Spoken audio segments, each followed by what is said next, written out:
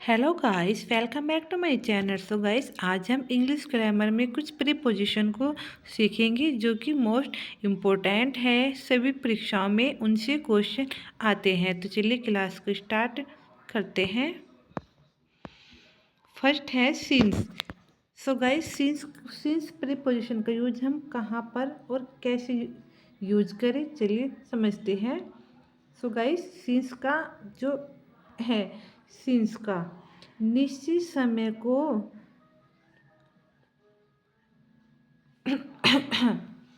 निश्चित समय को दर्शाने के लिए सिंस का प्रयोग किया जाता है। सो गाइस, निश्चित वो श्योर है कि मैं सुबह से या शाम से या कल से, सोमवार से, मंडे से, उस दिन से, मतलब कि वो श्योर है, निश्चित समय है, वो एक पक्का समय है। उस समय को दर्शाने के लिए हम सिंस प्रीपोजिशन का यूज करते हैं।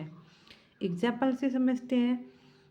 जैसे मैं सुबह 10 बजे से पढ़ाई कर रहा हूँ। 10 बजे ये एक निश्चित समय है, फिक्स समय है कि मैं ना 10 से पहले और ना ही बाद, मैं सिर्फ 10 बजे से पढ़ाई कर रहा हूँ। तो इसे इंग्लिश में कैसे यूज करेंगे? I am studying since 10 o'clock। Next preposition है ऑन टू। क्या है ऑन टू? ऑन टू, तो इसे भी समझते हैं। जब कोई एक वस्तु किसी दूसरी वस्तु के ऊपर, जब एक वस्तु किसी दूसरी वस्तु के ऊपर, लेकिन वह क्या हो? गतिशील। कैसी हो? गतिशील अवस्था में हो, तो ऑन टू का प्रयोग होता है। क्या समझे आप? जब एक वस्तु किसी दूसरी वस्तु के ऊपर गतिशील अवस्था में हो तो वहाँ ऑन टू का प्रयोग होता है। जैसे एग्जाम्पल है, मैं घोड़े के ऊपर कूदा। ऊपर के लिए मैं घोड़े के भी ऊपर कूदा। कैसी? गति के साथ। तो यहाँ पर ऊपर के लिए ऑन टू का यूज होता है, होगा।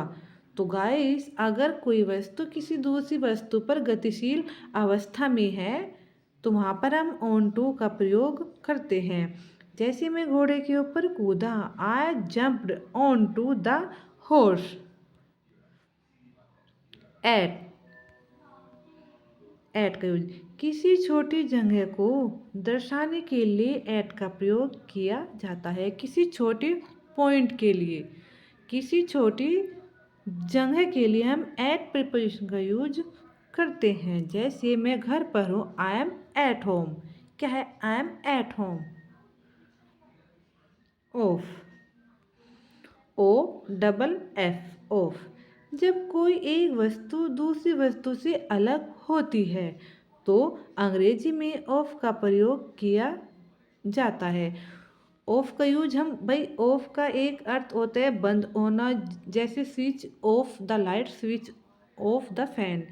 इलेक्ट्रिक के लिए भी, इलेक्ट्रिसिटी के जो भी यूज करते हैं हम सेंटेंस, वहाँ पर बंद करने के लिए हम ऑफ का यूज भी करते हैं। लेकिन यहाँ पर इसका एक और अर्थ है कि किसी, जब कोई एक वस्तु दूसरी वस्तु से अलग होती है तो भी हम अंग्रेजी में ऑफ का यूज करते हैं। जैसे बंदर पेड़ से कूदा, अलग हो रहा है ना किसी से, तो the monkey jumped of the tree.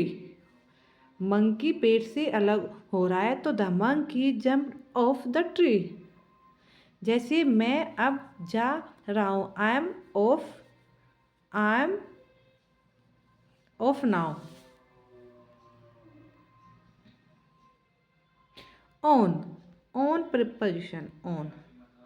जब कोई एक वस्तु किसी दूसरी वस्तु के ऊपर हो तो ऑन का प्रयोग होता है। जैसे पेन टेबल पर रखा हुआ है, वो उसके टेबल के ऊपर है, तो पेन इज कैप्ट, रखने के लिए क्या आएगा? Kept, second form. The pen is kept on the table. I hope guys ये कुछ पोजीशन थी, इन पोजीशन पर हमें थोड़ा डाउट सा रहता है। आई थिंक आज आप सबका क्लियर हो गया होगा।